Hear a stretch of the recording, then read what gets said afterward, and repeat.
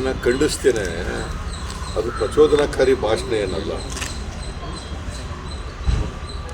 Bengaluru seize ಮಾಡಿ ಅಂತಂದರೆ ಪ್ರಚೋದನಕಾರಿ ಭಾಷಣ, ಬೆಂಗಳೂರು ಮುತ್ತಿಗೆ ಹಾಕಿ ಅಂತಂದರೆ ಪ್ರಚೋದನಕಾರಿ ಭಾಷಣ ಆಗಲ್ಲ. ಅದನ್ನು ಖಂಡಿಸ್ತೇನೆ. ಅವ್ರ ಮೇಲೆ FIR ತಗೊಂಡಿರೋದನ್ನು ತೀವ್ರವಾಗಿ ಖಂಡಿಸ್ತೇನೆ. ಸೊ ಹಂಗೆ ನೋಡಿ, ಈಗ BJP-ಯವರು ಜೋರು ಪ್ರಚೋದನಕಾರಿ ಭಾಷಣ ಮಾಡ್ತಾರೆ. ಇದಕ್ಕಿಂತ ಕೂಡ ಅವ್ರ ಮೇಲೆ ಕೇಸ್ ಆಗಲ್ಲ. ಈಗ ನೆನ್ನೆ ಅಂದರೆ ನಮ್ಮ ರಾಜ್ಯದಿಂದ ಏನು ಮೆಸೇಜ್ ಹೋಗ್ತಾ ಇದೆ ಅಂತ ಸರ್ ಇದರಿಂದ? ಈಗ 120 ದಿನದಿಂದ ಅವ್ರು ಚಳವಳಿ ಮಾಡ್ತಾ ಇದ್ದಾರೆ. ಅವರ ಸಮಸ್ಯೆಗಳಿಗೆ ಸ್ಪಂದಿಸ್ತಕ್ಕಂಥ ಕೆಲಸ ಮೋದಿ ಮಾಡ್ತಾ ಇಲ್ಲ. ಅದ್ರ ಬದಲು ಅವ್ರ ಮೇಲೆ ಕೇಸ್ ಹಾಕ್ತಕ್ಕಂಥ ಕೆಲಸವನ್ನು ಮಾಡ್ತಾ ಇದ್ದಾರೆ. ಇದು ಪ್ರಜಾಪ್ರಭುತ್ವಕ್ಕೆ ವಿರೋಧಿಯಾದಂಥ ಕ್ರಮ. ಪ್ರಜಾಪ್ರಭುತ್ವದಲ್ಲಿ ಜನರ ಅಭಿವ್ಯಕ್ತಿ ಸ್ವಾತಂತ್ರ್ಯವನ್ನು ಮೊಟಕುಗೊಳಿಸ್ತಕ್ಕಂಥದ್ದು, ಹತ್ತಿಕ್ಕತಕ್ಕಂಥದ್ದು ಇದು ಹೈಲಿ ಕಂಡಮ್. ನಿನ್ನೆ ಇವತ್ತು ಮತ್ತೊಂದು ವಿಡಿಯೋನ ಬಿಟ್ಟು ಸಿದ್ದರಾಮಯ್ಯನವರು, DK ಶಿವಕುಮಾರ್ ಅವರು, ರಮೇಶ್ ಕುಮಾರ್ ಅವರು ನನಗೆ ರಕ್ಷಣೆ ಕೊಡಬೇಕು ಅಂತ ಕೇಳಿದ್ದಾರೆ. ರಕ್ಷಣೆ ಕೊಡಿಸ್ಬೇಕು ಅಂತ ಕೊಡಿಸ್ಬೇಕು. ನಾವು ಕೊಡೋಗಿಲ್ಲ. ರಕ್ಷಣೆ ಕೊಡಿಸ್ಬೇಕು ನಾವು ಹೇಳ್ತೀವಿ. ನಾವು ಬಸವರಾಜ ಬೊಮ್ಮಾಯಿಗೆ ಈಗಾಗಲೇ ಮಾತಾಡಿದ್ದೀನಿ ರಕ್ಷಣೆ ಕೊಡಬೇಕು ಅಂತ. ಪೊಲೀಸ್ ಹೆಡ್ಗೂ ಕೂಡ ಮಾತಾಡ್ತೀನಿ ರಕ್ಷಣೆ ಕೊಡ್ತೀವಿ. ನೆನ್ನೆ ಬೊಮ್ಮಾಯಿ ಹತ್ರ ಮಾತಾಡಿದ್ರೆ ನಾವು ನೆನ್ನೆ ಬೊಮ್ಮಾಯಿ ಹತ್ರ ತಾವು ಮಾತಾಡಿದ್ರ? ನಿನ್ನೆ ಮಾತಾಡಿದೆ ಸಾಯಂಕಾಲ. ರಕ್ಷಣೆ ಕೊಡಿ ಅಂತ ಏನು ಹೇಳಿದ್ರು ಸರ್? ಅದಕ್ಕೆ ಕೊಡಲೇಬೇಕಲ್ಲ. ನೀವು ಕೇಳಿದ್ರು ರಕ್ಷಣೆ ಕೊಡಬೇಕು, ಯಾರು ಕೇಳಿದ್ರು ರಕ್ಷಣೆ ಕೊಡಬೇಕು. ಅದು ಒಬ್ಬ ಹೆಣ್ಮಗಳ ರಕ್ಷಣೆ ಕೇಳುವಾಗ ಕೊಡಲೇಬೇಕಲ್ಲ. ಸರ್ಕಾರದ ಕರ್ತವ್ಯ ಅದು. It is the duty of the government to give protection to all ಕನ್ನಡಿಗರ್ಸ್. ಅಂದರೆ ಸರ್, ಈಗ ನಿಮ್ಮ ಮೂಲಕ ವಾಟ್ ಡಸ್ ಇಟ್ ಮೀನ್? ಅವ್ರು ರಕ್ಷಣೆ ಕೊಟ್ಟಿಲ್ಲ ಇಲ್ಲಿವರೆಗೆ, ಅದಕ್ಕೋಸ್ಕರ ಕೊಡಿ ಅಂತ ಕೇಳಿದ್ದಾರೆ. They have failed to give the protection. ಅವರು ಅವರ ತಂದೆ ತಾಯಿಗಳಿಗೆ ಕೊಡಿ ಅಂತ ಹೇಳಿದ್ದಾರೆ. ಮೊದಲು ಅವ್ರು ಕೇಳ್ಕೊಂಡಿದ್ದು, ಈಗ ತಂದೆ ತಾಯಿಗಳು ಕೊಡಿ ಅಂತ ಕೇಳ್ಕೊಂಡಿದ್ದಾರೆ. ನಾನು ಸಂತ್ರಸ್ತೆ ಇದ್ದಾಳಲ್ಲ, ಅವಳು ಯಾರು ವಿಕ್ಟಿಮ್ ಇದ್ದಾಳಲ್ಲ, ಅವಳಿಗೆ ನೀನು ಮರೆಯಾಗಿದ್ದುಕೊಂಡು ವಿಡಿಯೋ ಸ್ಟೇಟ್ಮೆಂಟ್ ಕೊಡೋದ್ರ ಬದಲು ನೇರವಾಗಿ SIT ಮುಂದೆ ಅಪಿಯರ್ ಆಗಿ ಸ್ಟೇಟ್ಮೆಂಟ್ ಕೊಡಬೇಕು ಅಂತೇಳಿ ಅವಳಿಗೆ ನಾನು ಸಲಹೆಯನ್ನು ಕೊಡ್ತೇನೆ. ಸರ್, ನೆನ್ನೆ ರಮೇಶ್ ಜಾರಕಿಹೊಳಿ ಮಾತಾಡಿದೆ ಸರ್. ಅಂದರೆ ಅತ್ಯಾಚಾರ ಪ್ರಕರಣ ದಾಖಲಿಸಬೇಕು ಅಂತ ಹೇಳಿದ್ರು ಸಿದ್ದರಾಮಯ್ಯ ಅವರು. ಭಾಳ ಮನಸ್ಸಿಗೆ ನೋವಾಗಿದೆ, ಅವ್ರ ಮೇಲೆ ಇದ್ದಂಥ ಗೌರವ ಕಡಿಮೆ ಆಗಿದೆ ಅಂತ ಹೇಳಿದ್ದಾರೆ ರಮೇಶ್ ಜಾರಕಿಹೊಳಿ. ನೆನ್ನೆ ಸಿದ್ದರಾಮಯ್ಯ ಮೇಲೆ ಇದ್ದಂಥ ಗೌರವ ಕಡಿಮೆ ಆಗಿದೆ, ಅವರು ಅತ್ಯಾಚಾರ ಕೇಸ್ ದಾಖಲು ಮಾಡಿ ಅಂತ ಹೇಳಿದ ಮೇಲೆ ಅವ್ರ ಮೇಲೆ ಇದ್ದಂಥ ಗೌರವ ಕಡಿಮೆ ಆಗಿದೆ ಅಂತ ಹೇಳಿದ್ರು. ಹೇಳೋದಕ್ಕೆ ಗೌರವ ಕಡಿಮೆ ಆದರೆ ನಾನೇನು ಮಾಡೋಕ್ಕಾಗಲ್ಲ. ನಾನು as a lawyer, leader of the opposition, ಸತ್ಯ ಹೇಳಬೇಕಲ್ಲ, ಅಸತ್ಯ. ಅದಕ್ಕೆ ಅವ್ರಿಗೆ ಗೌರವ ಕಡಿಮೆ ಆದರೆ I am not responsible. By election ಹೆಂಗಿದೆ ಸರ್ ನಿಮ್ಮ ಮಾಹಿತಿ ಪ್ರಕಾರ ಸರ್? ಈಗ ಬೈ ಎಲೆಕ್ಷನ್ನು 3 ಕಡೆ ಚೆನ್ನಾಗಿದೆ, 3 ಕಡೆ ಗೆಲ್ಲ ಅವಕಾಶ ಇದೆ. ನಾನು 5-6 ಮಸ್ಕಿಗೆ ಹೋಗ್ತಾ ಇದ್ದೀನಿ. 29ನೇ ತಾರೀಕು ನಾಮಿನೇಷನ್ ಆಗಿ ಬೆಳಗಾಂಗೆ ಹೋಗ್ತಾ ಇದ್ದೀನಿ, ಮಸ್ಕಿಗೆ ಹೋಗ್ತಾ ಇದ್ದೀನಿ. 30ನೇ ತಾರೀಕು ಬಸವ ಕಲ್ಯಾಣಕ್ಕೆ ಹೋಗ್ತಾ ಇದ್ದೀನಿ. ಹಾಗೆ ಕೋಲಾರದಲ್ಲೊಂದು ಈ ಹಿಂದುಳಿದ ಜಾತಿಗಳ ಒಕ್ಕೂಟದಿಂದ ಈ ಜಾತಿನ ಸಾಮಾಜಿಕ ಮತ್ತು ಶೈಕ್ಷಣಿಕ ಸಮೀಕ್ಷೆಯನ್ನು ಮಾಡ್ತಿದ್ದೆ, ಅದನ್ನು ಜಾರಿ ಮಾಡಬೇಕು ಅನ್ನೋ ವಿಚಾರವಾಗಿ ಮತ್ತೊಂದು ಹೋರಾಟ ಅಂದ್ಕೊಳ್ತಾ ಇದ್ದಾರೆ. ನೀವು ಹೋಗ್ತಾ ಇದ್ದೀರಾ ಸರ್? ನನ್ನೂ ಕರೆದಿದ್ದಾರೆ, ಹೋಗ್ತಾ ಇದ್ದೀನಿ. ಅಂದರೆ ರಾಜ್ಯಾದ್ಯಂತ ಮಾಡಬೇಕು ಅಂತ ಇದೆ ಸರ್. ಅವರು ಏನು ಮಾಡ್ತಾರೋ ಗೊತ್ತಿಲ್ಲ, ಒಕ್ಕೂಟದವ್ರು ಮಾಡ್ತಾ ಇರೋದು, ನಾನಲ್ಲ. ಅದರಿಂದ ನನಗೂ ಕರೆದವ್ರೆ, ಬರ್ರಿ ನೀವು ಬರಬೇಕು ಅಂತ ಕೋಲಾರಕ್ಕೆ. 28 I am going to Kolar. 28 ಮೀಸಲಾತಿ ವಿಚಾರನೂ ಕೂಡ ಅಲ್ಲಿ ಗೊತ್ತಿಲ್ಲ, ಅದು ಏನು ಸಬ್ಜೆಕ್ಟ್ ಅಂತ ಗೊತ್ತಿಲ್ಲ ನನಗೆ. ನೀವು ಬರ್ರಿ ಅಂತ ಹೇಳಿದ್ದಾರೆ. ಮೀಸಲಾತಿ ಯಾರಿಗೆ ಕೊಡೋದಕ್ಕೆ ನಮ್ದು ಯಾರಿಗೂ ಕೊಡೋದಕ್ಕೆ ವಿರೋಧ ಇಲ್ಲ. ಮೀಸಲಾತಿನ ಯಾರೇ ಕೇಳಲಿ ಅದಕ್ಕೂ ನನಗೆ ವಿರೋಧ ಇಲ್ಲ. ಆದರೆ ಸಂವಿಧಾನ ರೀತಿಯ ಕೊಡಬೇಕು ಅಷ್ಟೇ. ಸಂವಿಧಾನದಲ್ಲಿ ಆರ್ಟಿಕಲ್ 15(4)(a), 15(4), 16(4) ಏನು ಹೇಳ್ತದೆ, 340, 341, 342 ಏನು ಹೇಳ್ತದೆ ಅದರ ಪ್ರಕಾರ ಕೊಡಿ ಅಂತ ಹೇಳೋದು. ಸಂವಿಧಾನ ರೀತಿಯ ಕೊಡಿ, ಯಾರ್ಯಾರು ಅರ್ಹರಿದ್ದಾರೆ ಅವರೆಲ್ಲರಿಗೂ ಕೊಡಿ, ಅದರ ಸಂವಿಧಾನ ಉಲ್ಲಂಘನೆ ಮಾಡಿ ಕೊಡಬೇಡಿ ಅಷ್ಟೇ.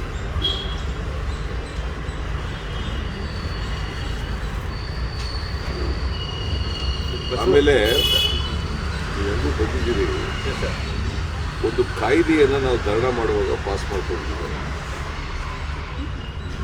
ಅದೇನು ಕಾಯ್ದೆ ಅಂತಂದರೆ KTPP ಆ್ಯಕ್ಟಿಗೆ ತಿದ್ದುಪಡಿ ತಂದಿದೆ.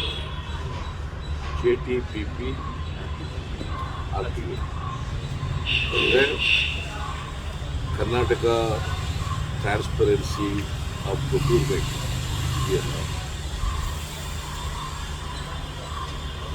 ಅದಕ್ಕೆ ತಿದ್ದುಪಡಿ ತಂದಿದ್ದಾರೆ. ಏನಂತ ತಿದ್ದುಪಡಿ ತಂದಿದ್ದಾರೆ ಅಂತಂದರೆ 2 ಕೋಟಿವರೆಗೆ ಟೆಂಡರ್ ಕರೀದೇನೆ ಲ್ಯಾಂಡ್ ಆರ್ಮಿಗೆ ಕೊಡಬಹುದು ಅಂತೇಳಿ ಟೆಂಡರ್ ಒಂದು ತಿದ್ದುಪಡಿಯನ್ನು ಮಾಡಿದ್ದಾರೆ. 2 ಕೋಟಿವರೆಗೆ ಟೆಂಡರ್ ಕರೀದೇನೆ ನೇರವಾಗಿ ಲ್ಯಾಂಡ್ ಆರ್ಮಿಗೆ ಇಂಟ್ರೆಸ್ಟ್ ಮಾಡ್ಬೋದು. 2 ಕೋಟಿ ಕೆಲಸನ 2 ಕೋಟಿವರೆಗೆ ಇರ್ತಕ್ಕಂಥ ಕೆಲಸ. ಇದ್ರ ಪರಿಣಾಮ ಏನು ಅಂತಂದರೆ, ನಾವು ಅಧಿಕಾರದಲ್ಲಿದ್ದಾಗ ಪರಿಶಿಷ್ಟ ಜಾತಿ ಪರಿಶಿಷ್ಟ ವರ್ಗದವರಿಗೆ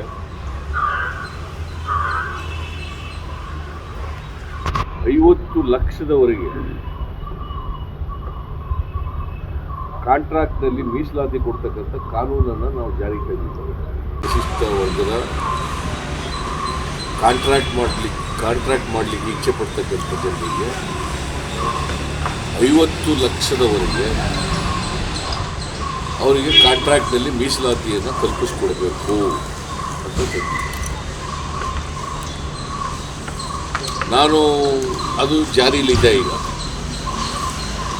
ಅದ್ರ ಜೊತೆಗೆ ನಾನು ಮಂಡಿಸಿದಂಥ ಕೊನೆಯ ಬಜೆಟ್ 18-19ನೇ ಸಾಲಿನಲ್ಲಿ ಮಂಡಿಸಿದಂಥ ಕೊನೆಯ ಬಜೆಟ್ ಅದು 50 ಲಕ್ಷದಿಂದ 1 ಕೋಟಿಗೆ ಏರಿಸಬೇಕು ಅಂತ ಘೋಷಣೆ ಮಾಡಿದ್ದೆ. ಎಷ್ಟು? 1 ಕೋಟಿಗೆ ಏರಿಸಬೇಕು ಅಂತ ಘೋಷಣೆ ಮಾಡಿದ್ದೆ. ಅದನ್ನು ಜಾರಿಗೆ ಕೊಡಲಿಲ್ಲ ಇವರು ಸರ್ಕಾರ. ಕುಮಾರಸ್ವಾಮಿ ಸರ್ಕಾರವನ್ನು ಕೊಡಲಿಲ್ಲ. ಯಡಿಯೂರಪ್ಪನ ಸರ್ಕಾರ 7 ವರ್ಷ ಆಯಿತು ಬಂದು, ಅವರು ಕೊಡಲಿಲ್ಲ. ಬಟ್ ಇವರು ಹುನ್ನಾರ ಏನು ಅಂತಂದರೆ, ಸರ್ಕಾರದ ಹುನ್ನಾರ ಈ 52 ಕೋಟಿವರೆಗೆ ಇವರು ಕೊಟ್ಬಿಟ್ರೆ, ಲ್ಯಾಂಡ್ ಆರ್ಮಿಗೆ ಕೊಟ್ಬಿಟ್ರೆ, ಇನ್ನು ಮೀಸಲಾತಿ ಎಲ್ಲಿ ಕೊಡ್ತಾರೆ ಇವರು? 50 ಲಕ್ಷದವರೆಗೆ ಮೀಸಲಾತಿ ಕೊಡಬೇಕಲ್ಲ SC ST ಕಾಂಟ್ರಾಕ್ಟ್ಗಳಿಗೆ. ಅದನ್ನು ಈ ತಿದ್ದುಪಡಿ ಮಾಡೋದ್ರ ಮೂಲಕ ಅವರಿಗೆ ಮೋಸ ಮಾಡ್ತಕ್ಕಂಥ ಕೆಲಸವನ್ನು ಮಾಡ್ತಾರೆ, ಅದನ್ನು ಕಿತ್ಕೊಳ್ತಕ್ಕಂಥ ಕೆಲಸ. ಟೆಂಡರ್ ಖರೀದಿ ಇರುವಂಥದ್ದು ಭ್ರಷ್ಟಾಚಾರಕ್ಕೂ ಒಂದು ಕಾರಣ ಆಗುತ್ತಲ್ಲ ಸರ್? ಟೆಂಡರ್ ಖರೀದಿ ಇರುವಂಥದ್ದು ಭ್ರಷ್ಟಾಚಾರಕ್ಕೂ ಕಾರಣ ಆಗುತ್ತಲ್ಲ ಸರ್? ಅದು ಭ್ರಷ್ಟಾಚಾರಕ್ಕೂ ಕಾರಣ ಆಗ್ತದೆ. ಭ್ರಷ್ಟಾಚಾರಕ್ಕಾಗೋದು ಹಾಗೆ ಆಯ್ತದೆ. ಬಿಕಾಸ್ 2 ಕೋಟಿವರೆಗೆ ನೇರವಾಗಿ ಇಂಟ್ರೆಸ್ಟ್ ಮಾಡಿಬಿಟ್ರೆ ಕಾಂಪಿಟೀಷನ್ ಇರೋದಿಲ್ವಲ್ಲ ಅಲ್ಲಿ. ಲ್ಯಾಂಡ್ ಆರ್ಮಿಯವರು ಮೊದಲೇ ಕಳಪೆ ಕೆಲಸ ಮಾಡ್ತಾರೆ. ಭ್ರಷ್ಟಾಚಾರಕ್ಕೆ ಅವ್ರ MLAಗಳಿಗೆ ಅನುಕೂಲ ಮಾಡಿಕೊಡ್ಲಿಕ್ಕೋಸ್ಕರವಾಗಿ ಇದನ್ನು ಮಾಡ್ತಾರೆ. ಈ 2 ಕೋಟಿವರೆಗೆ KRDCಯಲ್ಲೂ ಇದು ಕೊಟ್ಬಿಡೋದು ಎಂಥದ್ದು, ಲ್ಯಾಂಡ್ ಆರ್ಮಿಗೆ. ಅವ್ರ MLA ಅವ್ರು ಇಷ್ಟ ಬಂದವರು ಕೊಟ್ಬೇಕು. ಅಲ್ಲಿ ಯಾವ ಕೆಲವು ಅವರ ಕಾರ್ಯಕರ್ತರ ಕೆಲಸ ಮಾಡಿಸಿ ದುಡ್ಡು ಹೊಡಿತಾರೆ. ಒಂದು. ಎರಡನೇದು, ಎಲ್ಲಕ್ಕಿಂತ ಮುಖ್ಯವಾಗಿ SC ST ಜನರಿಗೆ ನ್ಯಾಯಯುತವಾಗಿ ಕಾನೂನು ಪ್ರಕಾರವಾಗಿ ನಾವು ಮಾಡಿದ್ದವರ ಕಾನೂನು 50 ಲಕ್ಷದವರೆಗೆ ಮೀಸಲಾತಿ ಕೊಡಬೇಕು ಕಾಂಟ್ರಾಕ್ಟ್ನಲ್ಲಿ ಅಂತ, ಅದನ್ನು ತಪ್ಪಿಸಿದಾಗ ಆಗ್ತದೆ. ಸೊ ಅಂಬೇಡ್ಕರ್ ಅವರು ಏನು ಹೇಳಿದರು ಅಂದರೆ, ಬರೀ ರಾಜಕೀಯ ಸ್ವಾತಂತ್ರ್ಯ ಸಿಕ್ಕಿದ್ರೆ ಸಾಲದು, ಪರಿಶಿಷ್ಟ ಜಾತಿ ಪರಿಶಿಷ್ಟ ವರ್ಗದವರಿಗೆ, ಶೋಷಿತ ವರ್ಗದ ಜನರಿಗೆ ಸಾಮಾಜಿಕ ರಾಜಕೀಯ ಸ್ವಾತಂತ್ರ್ಯವೂ ಸಿಗಬೇಕು. ಬರೀ ಪೊಲಿಟಿಕಲ್ ಫ್ರೀಡಮ್ ಸಿಕ್ಕಿದ್ರು ಸಾಲದು. ರಾಜಕೀಯ ಸ್ವಾತಂತ್ರ್ಯದ ಜೊತೆಗೆ ಸಾಮಾಜಿಕ ಸ್ವಾತಂತ್ರ್ಯ, ಆರ್ಥಿಕ ಸ್ವಾತಂತ್ರ್ಯ ಸಿಕ್ಕಿದಾಗ ಮಾತ್ರ ನಾವು ಸಮಾನತೆಯನ್ನು ಸಾಧಿಸಲಿಕ್ಕೆ ಸಾಧ್ಯ ಆಗ್ತದೆ. ಎಕನಾಮಿಕ್ ಎಂಪವರ್ಮೆಂಟ್ ಇದ್ದೇನೆ, ಸೋಷಿಯಲ್ ಎಂಪವರ್ಮೆಂಟ್ ಇದ್ದೇನೆ, we can't bring about A social change in the society. We can't bring about A economic change in the society. That was the argument advanced by Dr. Ambedkar. And it is true also. ಈಗ ಇಷ್ಟು ವರ್ಷ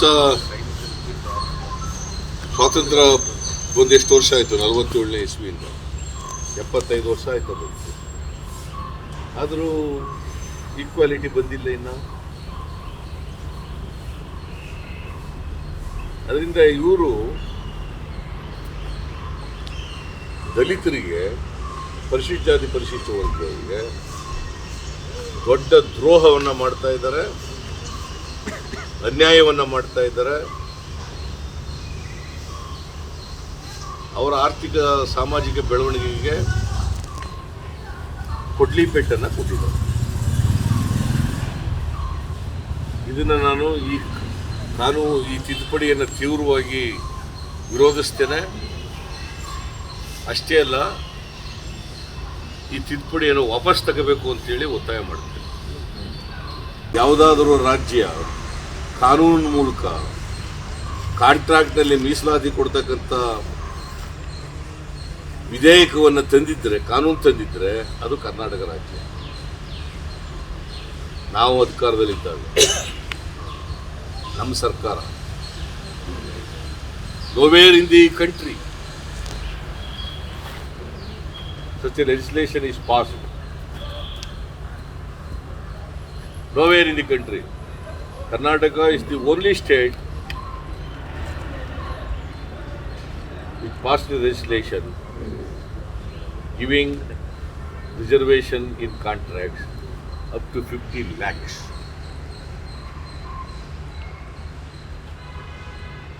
ಕಾನೂನು ಮಾಡುವಾಗ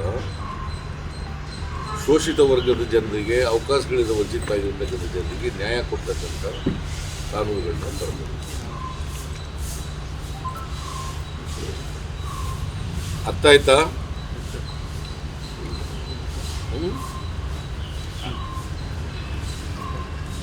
confuse ಮಾಡ್ಕೋಬೇಡಿ.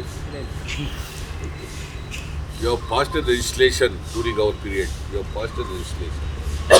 ಕಾನೂನು ಮಾಡಿರೋದು. Nowhere in the country. Karnataka is the only state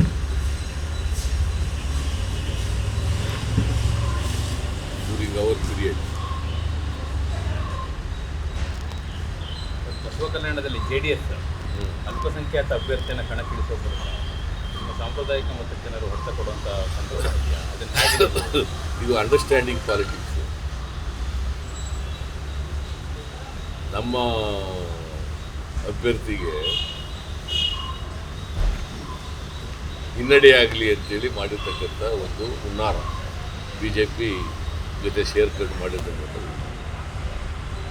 C why they are fielding candidate only in Basavakalyan, not in other constituency.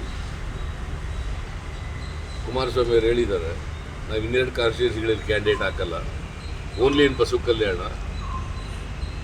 That ಅಲ್ಪಸಂಖ್ಯಾತ ಕ್ಯಾಂಡಿಡೇಟ್ನ ಹಾಕಿದ್ದಾರೆ. ಬಿಕಾಸ್ ಅಲ್ಪಸಂಖ್ಯಾತರ ಓಟು 40,000 ಓಟ್ ಇದ್ದಾವೆ. ಅವೆಲ್ಲ ಕಾಂಗ್ರೆಸ್ಗೆ ಹೋಗ್ತವೆ ಅನ್ನೋದು ಗೊತ್ತಿದೆ. ಅದಕ್ಕೆ ಅವರು ಡಿವೈಡ್ ಮಾಡೋಕ್ಕೋಸ್ಕರವಾಗಿ ಈ ಥರದ ಒಂದು ಹುನ್ನಾರ ಮಾಡಿದ್ದಾರೆ. ನಾನು ಬಸವ ಕಲ್ಯಾಣದ ಅಲ್ಪಸಂಖ್ಯಾತರಲ್ಲಿ ಮನವಿ ಮಾಡ್ತೀನಿ, ದಯಮಾಡಿ ಈ ಹುನ್ನಾರನ ಅರ್ಥ ಮಾಡ್ಕೋಬೇಕು ನೀವು. ಬಿಜೆಪಿ ಜೊತೆ ಕೈ ಜೋಡಿಸಿದೆ ಅಂತ ಬಿಜೆಪಿ ಜೊತೆ ಕೈ ಜೋಡಿಸಿದ್ದಾರೆ ಅಂತ. What does it mean? What does it indicate? ನಿನ್ನೆ CM ಮನೆಯಲ್ಲಿ MLA ಮೀಟಿಂಗ್ ಆದ ನಂತರ ಬಿಜೆಪಿ ಒಂದು ಚರ್ಚೆ ಶುರುವಾಗಿದೆ ಸರ್. ಅಂದರೆ ಸಡನ್ ಆಗಿ CM 40 ಜನ MLA ಕೂರಿಸ್ಕೊಂಡು, ಮಿನಿಸ್ಟರ್ಸ್ ಕೂರಿಸ್ಕೊಂಡು ಮೀಟಿಂಗ್ ಮಾಡಿ ಎಲ್ಲ ಹೈಕಮಾಂಡ್ ಒಂದು ಸಂದೇಶ ರವಾನೆ ಮಾಡ್ತಾ ಇದ್ರು. ಆ ರೀತಿ ಚರ್ಚೆ ಶುರುವಾಗಿದೆ ಸರ್ ಬಿಜೆಪಿಯಲ್ಲಿ ಸಡನ್ ಆಗಿ. ಯಡಿಯೂರಪ್ಪನವ್ರಿಗೆ ನೆತ್ತಿ ಮೇಲೆ ಕತ್ತಿ ತೂಗಾಡ್ತಾ ಇದೆ. ಅದರಿಂದ ಮೇಲಿನ ಮೇಲೆ ಈ ಥರ ಸಭೆಗಳು ಮಾಡಿ MLAಗಳನ್ನ ಜೊತೆಲಿದ್ದಾರೆ ಅಂತ ತೋರಿಸ್ಲಿಕ್ಕೆ ಹೈಕಮಾಂಡಿಗೆ ಈ ಥರದ ಸಭೆ ಮಾಡ್ತಾ ಇದ್ದಾರೆ. ಬಿಕಾಸ್ ಇವರು ಯತ್ನಾಳ್ ಹೇಳ್ತಾ ಇದ್ದಾರೆ ಮೇ ತಿಂಗಳಲ್ಲಿ ಬದಲಾವಣೆ ಆಗ್ತಾರೆ ಅಂತೇಳಿ. ಅದಕ್ಕೆ ಇಲ್ಲ MLAಗಳನ್ನ ಜೊತೆ ಇದ್ದಾರೆ ಅಂತೇಳಿ ಅವ್ರ ಸಮಸ್ಯೆ ಕೇಳೋ ರೀತಿಯಲ್ಲಿ ಕರೆದು ಇದನ್ನು ಮಾಡ್ತಾ ಇದ್ದಾರೆ. ನಿಮ್ಗಿರೋ ಮಾಹಿತಿ ಏನು ಸರ್? ಹಾಂ, ನಿಮ್ಗಿರೋ ಮಾಹಿತಿ? ನನಗಿರೋ ಮಾಹಿತಿನ ನನಗೆ ಆಗಲೇ ಇತ್ತು ಮಾಹಿತಿ ಚೇಂಜ್ ಮಾಡ್ತಾರೆ ಅಂತ. ಚೇಂಜ್ ಆಗಲಿಲ್ಲ, ಅದನ್ನು ಪುನಃ ಹೇಳಲ್ಲ ನಾವು. ಆಗಿತ್ತು ಚೇಂಜ್ ಮಾಡಿಬಿಡ್ತಾರೆ ಅನ್ನೋದು ಭಾಳ ದೊಡ್ಡ ಸ್ಟ್ರಾಂಗ್ ನ್ಯೂಸ್ ಇತ್ತು. ಈಗ ಅದು ಆಗಲಿಲ್ವಲ್ಲ. So I do not want to give my prediction. ಸದ್ಯ ಅವರು ಶಾಕ್ ಆಗಲಿದ್ರು ಸಾಕು. ಅಲ್ಲ, ಮಹಾನಾಯಕನಿಗೆ ಶಾಕ್ ಆಗುತ್ತೆ ಅಂತ ಹೇಳಿದ್ರು. ಮಹಾನಾಯಕನಿಗೆ ಶಾಕ್ ಆಗುತ್ತೆ ಅಂತ ಗೊತ್ತಿಲ್ಲ ನನಗೆ. I don't know. ಅವ್ರ ಪ್ರಕಾರ ಯಾರು ಮಹಾನಾಯಕರು, ಅವ್ರ ಪ್ರಕಾರ ಏನು ಎವಿಡೆನ್ಸ್ ಇದೆ ಅವ್ರ ಹತ್ರ. ಶಾಕಿಂಗ್ ಎವಿಡೆನ್ಸ್ ಏನಿದೆ ಗೊತ್ತಿಲ್ಲ. ಶಾಕಿಂಗ್ ಎವಿಡೆನ್ಸ್ ಇದ್ರೆ ಅವರು ಕಂಪ್ಲೇಂಟಲ್ಲಿ ಹೇಳ್ಬೇಕಾಗಿತ್ತಲ್ಲ. ಕಂಪ್ಲೇಂಟ್ ಕೊಟ್ಟಿದ್ದಾರಲ್ರಿ 3ನೇ ತಾರೀಕು. Why is not disclosed it? It is true. Suppression of evidence is also an offence. Indian evidence ಆ್ಯಕ್ಟ್ನಲ್ಲಿ suppression of evidence is an offence.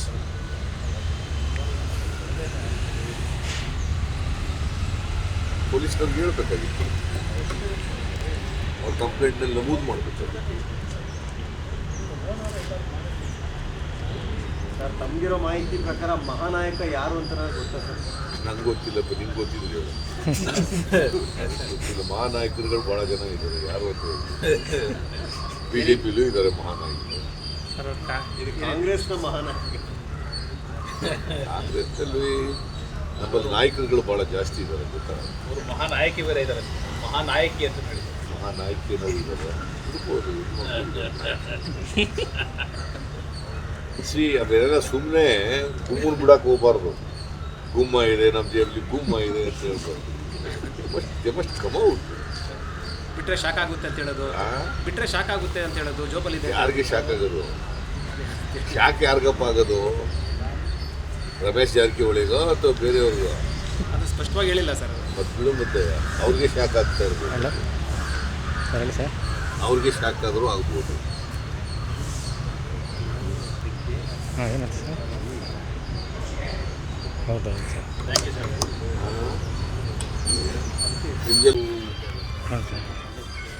ಒಂದು ಕಡೆ ವಹಿಸ್ಕೊಂಡು ಮಾತಾಡೋ ರೀತಿ ಕಾಣಿಸ್ತಾರೆ. ಪ್ರಜಾಪ್ರಭುತ್ವ ವ್ಯವಸ್ಥೆನಲ್ಲಿ ಅಪೋಸಿಷನ್ನವ್ರ ಪಾತ್ರ ಭಾಳ ದೊಡ್ಡದು. ಅಪೋಸಿಷನ್ನವರು ಸರ್ಕಾರದ ಕಿವಿ ಇಡ್ತಕ್ಕಂಥದ್ದು ಮೊದಲನೇ ಕೆಲಸ. ಸರ್ಕಾರ ತಪ್ಪು ನೀತಿಗಳನ್ನು ತಗೊಬಂದರೆ, ಭ್ರಷ್ಟಾಚಾರ ಮಾಡಿದ್ರೆ, ಅಭಿವೃದ್ಧಿಗೆ ವಿರುದ್ಧವಾದಂಥ ತೀರ್ಮಾನಗಳನ್ನು ಮಾಡಿದ್ರೆ ಅದನ್ನು ಬಯಲು ಮಾಡ್ತಕ್ಕಂಥದ್ದು ನಮ್ಮ ಕೆಲಸ.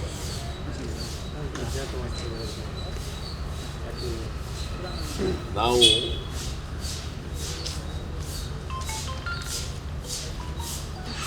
ವಿಧಾನಸಭಾ ಅಧಿವೇಶನವನ್ನು ದುರುಪಯೋಗ ಮಾಡ್ಕೊಳ್ತಕ್ಕಂಥದ್ದಾಗಲಿ ಅಥವಾ ನಡೀದೇ ರೀತಿಯಲ್ಲಿ ನೋಡ್ಕೊಳ್ತಕ್ಕಂಥದ್ದಾಗಲಿ ನಮ್ಮ ಉದ್ದೇಶ ಅಲ್ಲ.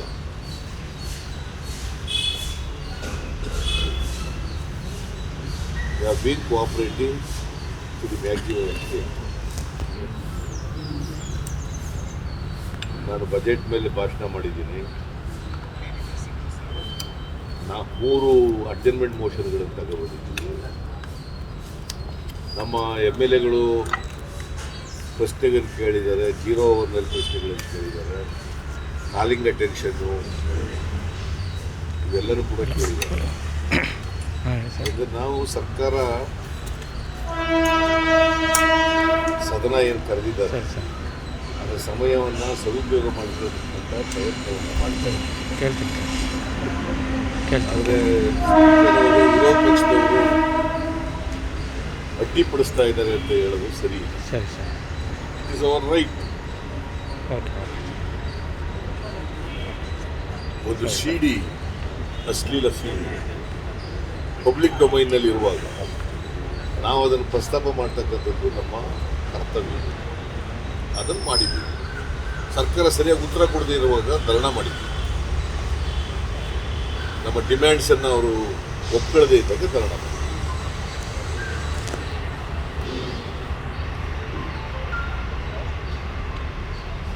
ಸರ್ಕಾರ ಒಪ್ಕೊಂಡಿದ್ದು ನಾವ್ಯಾಕೆ ಧರಣ ಮಾಡ್ತಾ ಇದ್ದೋ? ಮತ್ತು ನಮ್ಮ ಡಿಮ್ಯಾಂಡ್ಸು ನ್ಯಾಯಯುತವಾಗಿತ್ತು. SIT-ನಲ್ಲೇ ತನಿಖೆ ಮಾಡಿಸಿ ಅದನ್ನು ಚೀಫ್ ಜಸ್ಟಿಸ್ ಆಫ್ ಕರ್ನಾಟಕದವರ ಸೂಪರ್ವಿಷನಲ್ಲಿ ಮಾಡಿಸಿ ಅಂತ ಹೇಳಿ. ಇದು ದೊಡ್ಡ ಡಿಮ್ಯಾಂಡ್. ಇದು ಸರ್ಕಾರಕ್ಕೆ ಅಡ್ವೈಸ್ ಮಾಡಬೇಕು.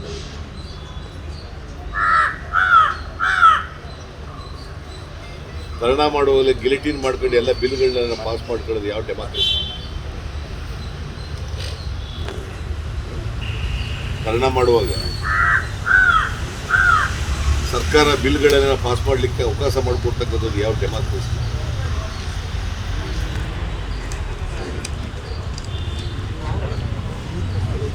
It is not democracy at all. ಪಾರ್ಲಿಮೆಂಟ್ನಲ್ಲೂ ಕೂಡ ಇಡೀ ಪಾರ್ಲಿಮೆಂಟ್ ಅವಧಿಗೆ ಬೈಕಾಟ್ ಮಾಡಿರೋದು ನೋಡಿದ್ದೀವಿ, ಧರಣ ಮಾಡಿರೋದು ನೋಡಿದ್ದೀವಿ. ಪಾರ್ಲಿಮೆಂಟ್ ಹಿಂದೆನೂ ಕೂಡ ಇಲ್ಲಿ ಅಸೆಂಬ್ಲಿದಲ್ಲಿ ಆಗಿರ್ತಕ್ಕಂಥ ನಡವಳಿಕೆಗಳಿದ್ದಾವೆ, ನಿದರ್ಶನಗಳಿದ್ದಾವೆ.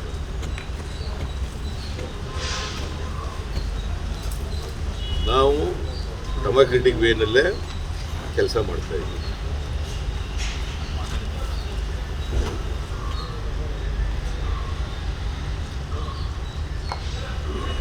ಸರ್ ಇದು ಅದೇ 102%. If you like this video ಬೇಗ ಲೈಕ್ ಮಾಡಿ, ಕಾಮೆಂಟ್ ಮಾಡಿ, ಶೇರ್ ಮಾಡಿ ಹಾಗೂ ಯೋಯೋ ಟಿವಿ ಕನ್ನಡವನ್ನು ಸಬ್ಸ್ಕ್ರೈಬ್ ಮಾಡಿ.